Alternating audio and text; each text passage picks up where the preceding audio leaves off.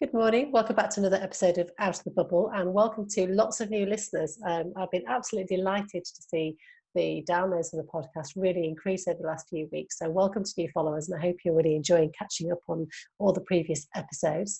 I am excited about today's guest because it's a lady that for the last few years I have heard her name mentioned in so many different groups of people that I know and never had the pleasure of meeting her. Bernadette Gledhill is a very familiar face, particularly in Yorkshire in the fashion industry. She's been a model for probably over 40 years. She started modelling at 14. She's the lady behind organising the Yorkshire Show, fashion shows each year. She also runs confidence and modelling courses. And she's just one of those women that everybody talks about. So I am delighted today to be able to finally sit her down and get to know Bernadette more. So thank you so much for joining me, Bernadette. I really appreciate it. Oh, no, it's great. I've been looking forward to it. I know, but our paths have crossed and your name's been mentioned in conversations so often in the last 2 or 3 years with different various fashion groups that it's so lovely to be able to finally sit down and have a chat with you. So thank you. It's quite all right. It's great. So you are kind of a real name in the fashion industry in the north of England in particular. And this has been a long-standing career. So let's start at the beginning. How did you get into the industry? Because I know you were really quite young when you started modelling, weren't you? Yes, I was actually. So the scary part is it's over 40 years ago. So that's the part really that is a bit frightening, how time flies by, I think. So I actually got into it. Well, probably like a lot of teenage girls, when I was about 14, 15, I was 5'8", and I remember things like the assembly line at school. I was always much taller than everyone else, and it makes you feel, I was very self-conscious about that. I'm sure it was mainly because of my height. And I was incredibly shy, and my mother used to be always telling me to be stronger and get my shoulders back and all of this. Anyway, to cut a long story short, she actually signed me up to go for a course, which in those days wasn't sort of described as a modelling course or anything. It was actually described as a charm school course.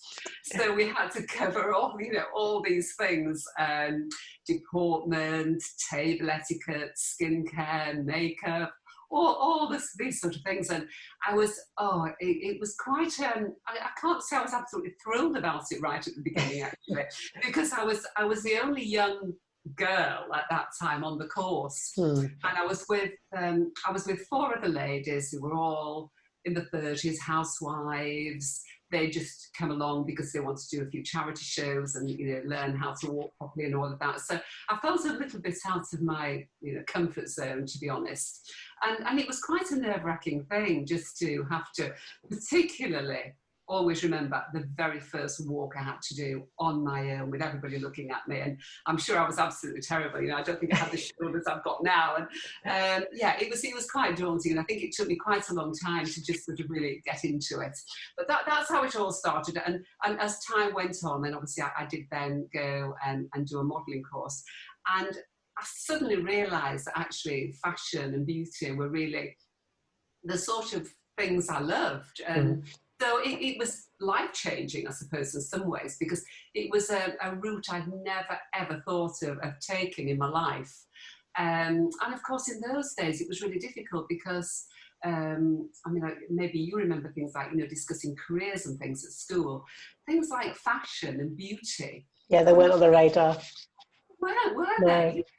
And I mean, I've even heard, people now say that if they want to go into fashion, they still struggle a little bit with advice and things.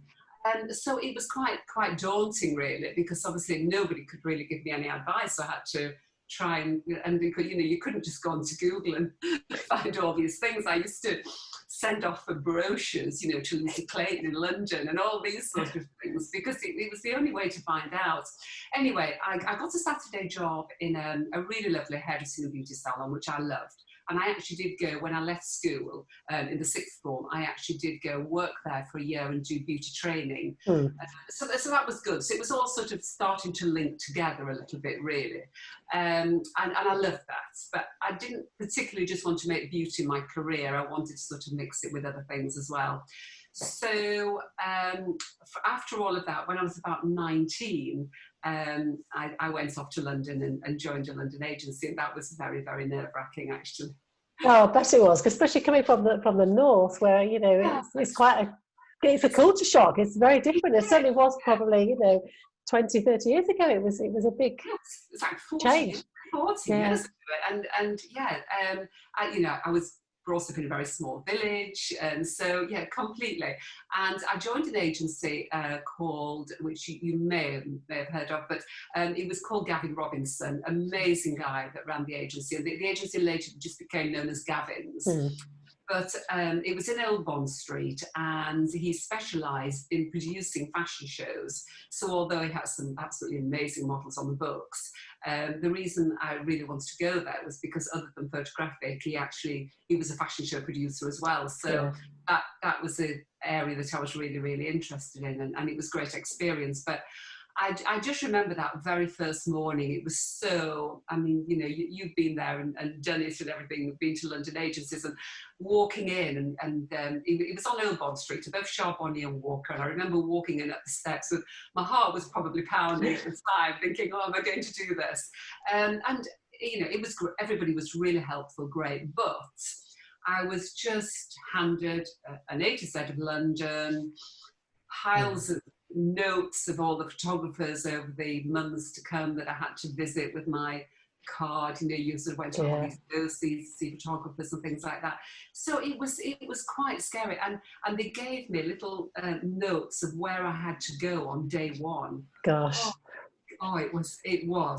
I mean, it's hard enough now when we've got sat navs, and I've still got terrible sense of direction and always set off in the wrong way. But to follow a map, I would have had no chance. Oh, no, I do remember. I think I was in tears nearly at one stage, thinking, "What do I do? Where do I go?" And trying to work out the tubes. I'd been on a tube, but not to have to sort of work out if I go here and change and do this and do that. And oh my goodness me! And I remember sitting with a coffee somewhere, trying to work my way around the map and planning everything out. But anyway, it was sort of survival, and you get there, and then and the sort of modelling then sort of stemmed a little bit really from that, because that was obviously a sort of life-changing experience, to be honest, particularly only ever having done quite small shows in the north of England, to go and start working for something like that. And it was a challenge. I can imagine. Very challenging, yeah, very challenging, and tough at times, because it's the first time I'd actually been away from home, and I wasn't eating very well, and I came home after the first 2 weeks. I think I'd already lost about half a stone. It wasn't through sort of serious dieting or anything. I think it was just the complete life change of everything, and looking after yourself and things, and yeah, really, really good experience. And I always, on the modelling side, I always absolutely loved fashion shows. What was it about fashion shows that because I've done a few and I love them, but what is it for you that really gives you that buzz? I think it was just the interaction, the audience, the buzz, the backstage buzz in a fashion show is great, isn't it?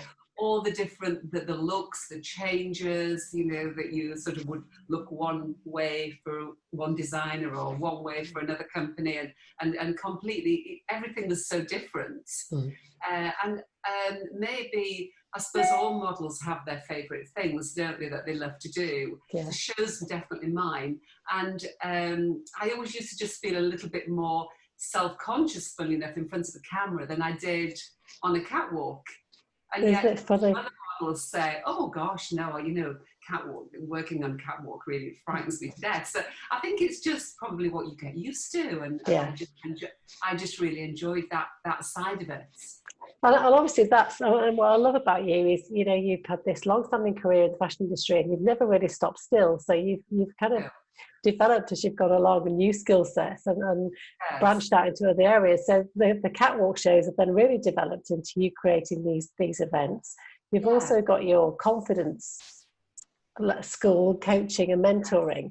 And I know from when I started in modelling 4 years ago, I didn't have anywhere to go to learn about how to stand or how to pose or how to walk, so I can imagine for young people it's really daunting. So could you tell us about why you set up the course?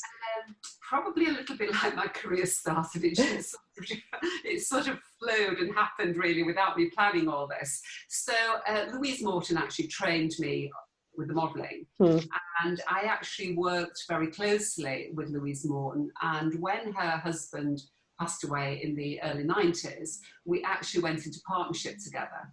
Now, at that time, she ran a very successful model agency and training school, and then obviously I'd been working with her for quite a few years then on fashion show productions. I was still actually modelling at the time, but working, you know, on running shows and organising them. So that sort of happened really. It just seemed to progress into the fact that I was modelling until probably my, I don't know, maybe mid to late 30s. And then suddenly when I started getting very involved in the shows, I stopped modelling because I couldn't do everything. You know, you can't sort of organise events.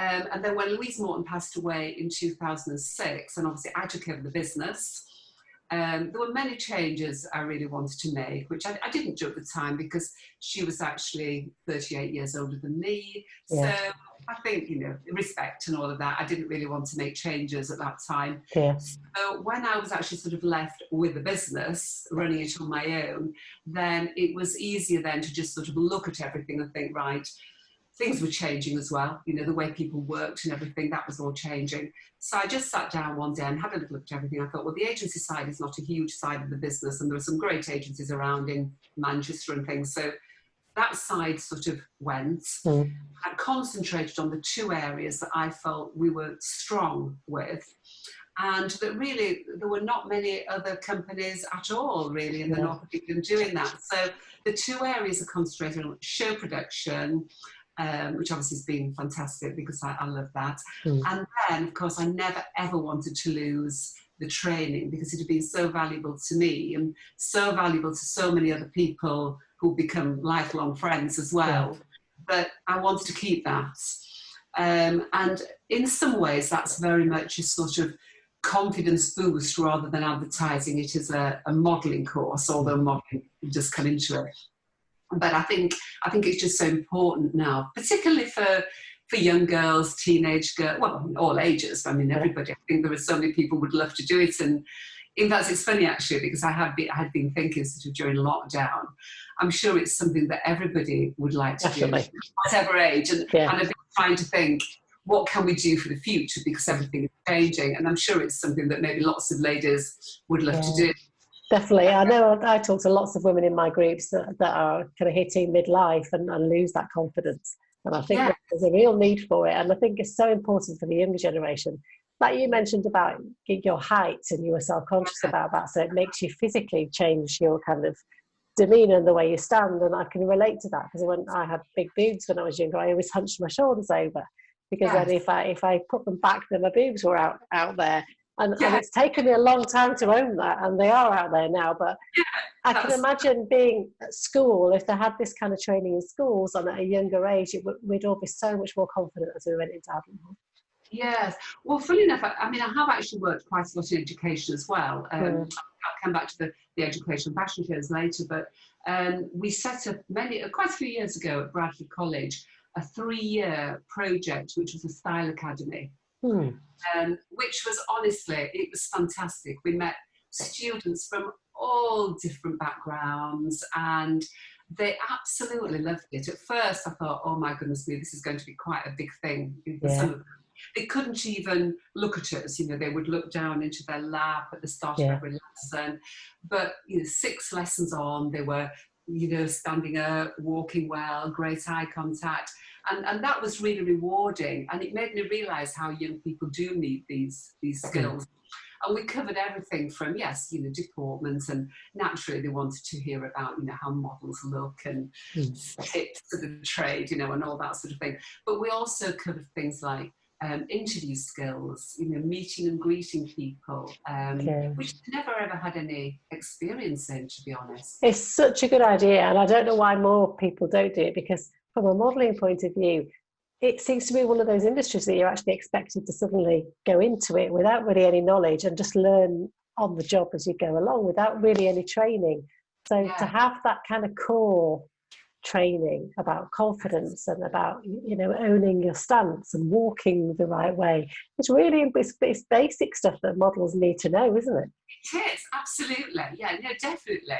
And you know, the more experience you get, and obviously you do grow, but yeah, there are certain basic skills. And it's funny because with some of the shows that we do, I have to, you know, go and cast models and you know, obviously look for models, particularly when we work in things like the education sector, so organising college and university degree shows, where they're really looking for very young models, you know, very quirky, because obviously the clothes are amazing and they're very different. And they want young up-and-coming models that have a completely different look. But the one thing that has really, particularly over the last few years, really struck me when I've gone to do castings, I've maybe looked at the agencies online and then picked out people that might have the right look. But the incredible thing is the way they walk. So they look great on pictures. And then I would go through casting and realise that they'd actually not had any training or not had any experience, maybe, I mean, fantastic portfolios and great photo shoots and campaigns and things, but not had that experience in live fashion shows.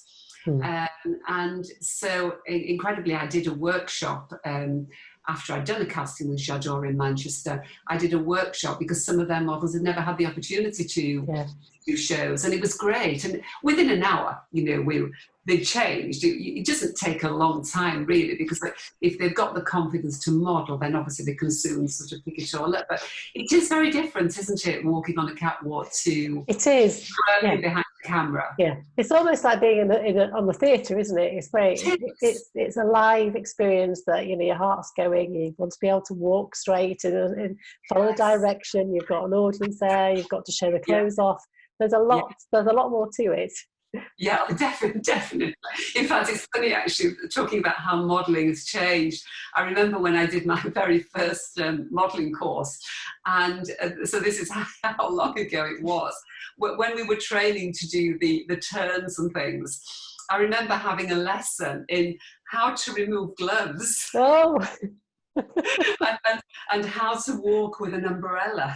Oh, I love it. And all these sort of like completely different things that probably, I don't know, in the 60s and 70s, you know, that's how models were, you know, when you look back at old footage, and that training still continued. Not that I've used it really, but at least I know how to do it. So yeah, I can't imagine that happening these days. No, not very often, not unless you're doing maybe Goodwood Revival. Yeah, exactly. I mean, as if this isn't enough for you, you then really got involved in the events because it is something that you're so passionate about. Yeah, very. You know, so you clearly like a challenge. Yeah, I do. I love a challenge. And particularly, you know, it's been great. And certainly for many years, there's been some fantastic fashion events and fashion shows in Yorkshire. Even when I was, you know, just working as a model, there were shows all the time. We worked non-stop through the seasons. And they were big social events, you know, all the areas around us, you know, Leeds, Harrogate, all over, and every, well, say from February, I used to do a lot of bridal shows. I used to work for Prenuptia, and we used to do bridal shows maybe all through late January, February. But March, we would start the fashion shows, and they would run for months. And everybody did great events where the ladies would come along, the tickets sold out, there'd be a lovely drinks reception, everybody dressed up. They were very glamorous events. And it's sad, but I feel as though quite a lot of that, you know, has gone now. People they don't do those things. And we used to, my car was always packed with my suitcase of shoes in the boot. And I used to be driving off, and we'd maybe do a lunchtime show somewhere, then you'd off and then go and do an evening show somewhere. And it was like that all over the country, non-stop. So that was fantastic. But then the show production, we started working about the mid-80s, doing a lot of really large productions for the newspapers. So big events, you know, events that lasted maybe 4 days in really large theatres, you know, West Yorkshire Playhouse, all sorts of fantastic venues. And they ran from all across the M62 Tube, so with Liverpool Echo, right across to the Hull Daily Mail, all the regional newspapers within the middle of that section, right up to the northeast. And they were absolutely non-stop shows. So it was all a great experience working on those and, you know, starting to put those together. And then from then on, obviously, it moved on to sort of the education sector, doing colleges, university degree shows, again, huge shows. And then, of course, my favourite, the Great Yorkshire Show. Which that's a huge commitment, isn't it? And that's been over 20 years now. But that's an event that has really developed and grown over the years. We have such fun. Just so sad we couldn't be there this year. We've all lost our events this year, haven't we? Yeah, we have. And so that's fantastic. But yes, people come along and watch a show, don't they? You've been part of them, Rachel. They come along and just think it happened like that. That you all just arrived, and it just. But they can take months. And for example, if we use the Yorkshire Show as an example, we finish that in July, have a little break, all go away, do the small team I work with at the showgrounds, and then we'd meet maybe end of August, early September, sit down, debrief, coffee, get our heads going, lots of brainstorming, and we will actually start planning then for the following year. So it can take 11 months to put that together. Yeah, I know from doing the Silver and Sassy event with Annie, we were all ready to go for the York Fashion Week. Unfortunately, obviously it got cancelled, but it wasn't until then. I knew there was a lot that went into it, but I didn't really appreciate how long, and that did take a year to plan. So I can only imagine something on such a big scale as the Yorkshire Show is a huge challenge. Yes, because a lot of events you just go along. First of all, you walk into, in that case, a shed, and you walk in, and it's just a bare room. So it's starting from scratch. So you're thinking of sets, building sets, sound, lighting, the whole production. Bringing people on board to a choreographer, the hair, makeup, backstage, selecting models. So the time is there, and then of course deciding designers and who's going to be on the catwalk and things. And we do have a very strong policy there, of course, that everything has to have a Yorkshire connection, which is great because we're very lucky, I think, in the north that we have such talented designers. Yeah, definitely. You're a real champion for the fashion industry in the north. Yeah. Do you think there is still that north-south divide? I think I feel it going into, because most of my work's in London, there's very little up here, certainly for classic models. Have you seen a change? There is a slight change. It's easier now. If we're wanting somebody to work like a designer or a company to show their collections, say in the north of England as opposed to London, yes, it's much easier now than it used to be to get those companies to agree to do that. Definitely, and I think that's because if they are large events and they're good events, then they will do it. For about 7 years, I worked on a fantastic fashion dinner with the Prince's Trust, and we worked around every year. We chose a different Yorkshire venue, but all the really beautiful venues in Yorkshire. And we bring a London designer to Yorkshire, fabulous champagne reception, dinner, everything, and then really sort of emulate their show from London Fashion Week in Yorkshire. So fantastic names we've had, Amanda Wakely, Sandra Rose, Matthew. Oh, wow. Really, really great people. Now, because we brought their collection direct from London Fashion Week, it's always been in the autumn, to Yorkshire, all the garments have been from London Fashion Week. So on those particular shows, I've had to then select models who are that size, size 8, 5'10", 5'11". So it still had to be the sort of London style, even though we were doing it here. So you still get those changes, that it is still very different. I was quite disappointed. I went to London Fashion Week last year for the very first time. And I was disappointed to see that it's still not that diverse in terms of sizes and ages at all in these big fashion shows. Because I absolutely love doing the catwalks. And I know I can walk well, and I know I look great in the clothes, but the opportunities for an average size woman modelling is just still very slim, isn't it? It is, yes, it is. There are 1 or 2 changes, aren't there now? There are 1 or 2 more mature models coming into doing different things, which is fantastic. But we actually need a designer, don't we, to create a fantastic range for all of us. Yes. And then we can show, that actually these collections can be shown on all ages and all sizes and everything, which would be fantastic. But I think that's a little way off, don't you, Sam? I do.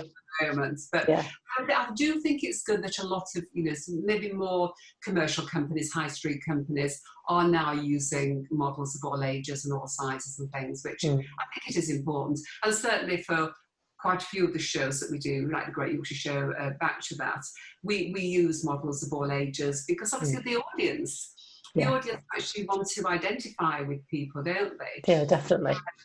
And there are quite a few sort of like designer shops that I would work with that, again, they're probably their age profile for shoppers will be 40 plus. So they want sort of women, showing their collections. They don't want very tall, slim teenage girls showing their collection because they want to inspire their own clients. So there is still I think there is a market definitely for change. But I think the north-south divide of getting people into the north is actually much better than it used to be. Good. That's good to hear. What do you look for in a model? Because obviously you're casting people. What makes, in your eye, what makes a good model? The walk. I think that's that's the thing for me, that because obviously productions it has to be strong, hasn't it? And I also look, I think it's very important when you're choosing a team that you have the right groups of girls or boys that look good together. So, I tend to sort of put them into groups and maybe make sure that we have similar heights, similar looks, similar styles, and then you can style it all around that. But I just think for anybody sitting watching a fashion show, I think it's a presence, isn't it? Some models just have that stage presence, and I think that's really, really important to me, right down to from when they make the first entrance to when they exit. The whole thing is really important. Do you find friends and family are very careful about how they walk around you, Bernadette? She's here. I have quite a few friends. It's really funny. A group of very, very sort of quite special friends. And whenever they see me, they all sort of like sit up. I do relax. I actually do sit very comfortably on the sofa. But I don't know, I think it's just funny, isn't it? It just becomes your style. No, it's good. I've sort of got used to over the years. I mean, I think it's funny actually with modelling, because I think all the, obviously there are lots of models, classic models that I've known for years that were modelling when I used to model and things. And I think once you've done it, and I'm sure you feel like this now, I think you're 5 years, aren't you, into modelling now. I always think once a model, always a model. I don't think people ever lose that training or that something that they've sort of developed through it as a career. I think it's something that sort of stays with you. It's a strange thing.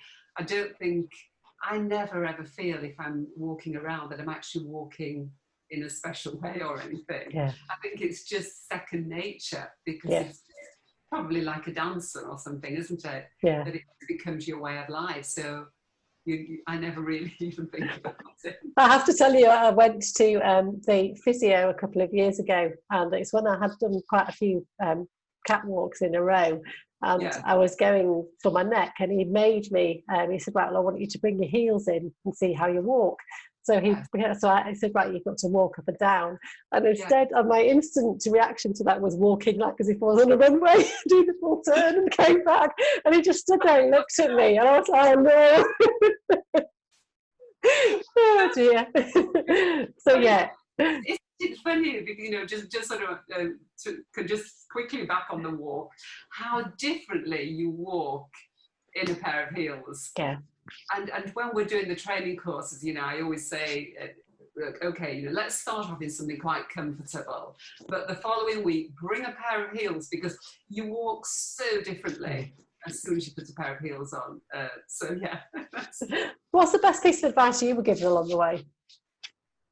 Oh gosh, I think probably really to be confident and stay focused. I think the big thing that can be a knock to everybody in the modelling industry is rejection. And I think that's the part that everybody struggles with a little bit at times, because you take it very personally, and I had to work very hard at overcoming that. So I think it's making you realise in this industry that you're never ever going to be okay for everybody. everybody, it's not that people don't like you, but you know, they have a brief and they're looking for somebody completely different all the time, aren't they? So you know, there are some things that you fit really well and then other things that you don't. So I think coping with rejection was probably my toughest lesson, but you eventually get to a stage where you don't even think about it. It's just you know, one of those things. Although I think it must be very harder for younger people to cope with that, because going into it now, my age, it was something that hasn't really affected me because I'm confident in my own skin and I know that I'm not going to change for anybody. So whether I fit or I don't fit, that's just the way it is. Yeah. Whereas I think when you're younger, you've got lots more insecurities, haven't you? So rejection's really difficult. Absolutely. And I think actually going into it now is probably much more difficult than, you know, if you're starting out young now, I think it's much more difficult than it was, even though it was very different when I did it. But if I think about people who went into it maybe 10, 20 years ago, I think it's more difficult now because of all the pressures with social media and all the other things that go along with it. I think there's far more pressure on young people these days. And one thing, because obviously the confidence course, we cover things like, you know, walking well, not particularly like strutting around as a model all the time, but, you know, having the confidence to walk well and all the basic things like skincare and makeup and all those things. But I had quite a few years ago to really sit down and think about how to bring in coping with social media, because it was quite interesting talking to particularly a group of young girls one evening. We were all just chatting and it was all very relaxed and they were sharing stories. And I think some of the things they probably told me were maybe things that they probably hadn't even told their own parents. So how they struggled with all of this. And it really sort of worried me for a while, actually. And I thought, I didn't realise how much they had to go through and what they went through. Yeah. I mean, I remember one girl telling me that she used to waken up in the middle of the night and check her phone to see how many likes she got. Yeah, you know, it's really sad, isn't it? And it actually, it did. So I thought, right, you know, this is going to be part of a lesson without it being too serious. Part of a lesson that we actually try and overcome all these things. Yeah. That, you know, so you have to build your confidence and move on and try and, you know, we've all been through difficult times, haven't we? Yeah. With things, but you've got to just try and move on. And I think it's more difficult for them, as you say, we're confident in who we are now. So I think that's the most challenging thing for young people. Yeah, and I love that you're passing on your knowledge and information to the next generation of models coming through. And for younger people, it's not just models, it's about, like you said, getting to the core of confidence, isn't it? Which is really important. It is, yeah. And it's been a great thing for some girls and boys as well, have the training and then be able to say, you know, study at university and be able to earn a little bit of extra money on the side by doing modelling and things things like that. But I do always stress to them, if some people just come for a course purely for confidence, no other reason, that's all they want, and then, you know, they get all the basic tips and hints and everything, and that's great. And then you will get the ones that think, oh, actually I'd like to give this a go. So you can only really, you know, pass some advice, but I think the most important thing is to have something else to fall back on. And I always stress, you know, modelling is great, but it's up and down. They love you for 3 months. Yeah, it's a roller coaster. They love you, and you might get this, and this, and you think, oh, this is fantastic, and then you might not get anything for the next 3 months. So you've got to be prepared to always have another career to fall back on, and if it goes well, it's a bonus then. Yeah. Well, what an inspiration. I love the fact that that's exactly what you've done. You've added lots of different strings to your bow, which has extended the career that you've had, and it's fantastic. So thank you so much for sharing that. Oh, no, it's been great. And for bringing your beautiful wallpaper, I have to say that I'm admiring it. And you're very colour coordinated this morning as well. It's fabulous. Yes, actually, that actually. It's also on the screen, I haven't really thought about it. But actually, yes, this wallpaper, I get so many comments. But when we did lots of work on our house quite a few years ago, and I thought, I've got to make my office really stylish, and, you know, what can I do? So I just put into Google fashion wallpaper, and this was actually the first one that came up, and I didn't even look any further. I thought, no, that's it. That's go with that. Yeah, thank you. It's brilliant. Now, my last question I ask all the guests, and women are notoriously bad at accepting compliments. We normally bat it off and make a joke out of it. So if you could give yourself one compliment, what would it be? I think I'd have to say, well done for sticking at this. Yes. Through highs and lows. Yes, absolutely. I definitely, you've got your Blue Peter badge, that's for sure. I think it's been well deserved in some cases then. Well, I hope that next year we can see you creating some more special events. I hope that things can kick off again next year and see what happens. The same for you, and I'd love to come along to your Silver and Sassy event. It would be great to see it. Yes, I shall keep you informed in that.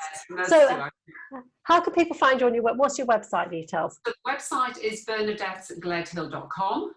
And are you on social media? I'm on Instagram and Twitter, which is BCG2M.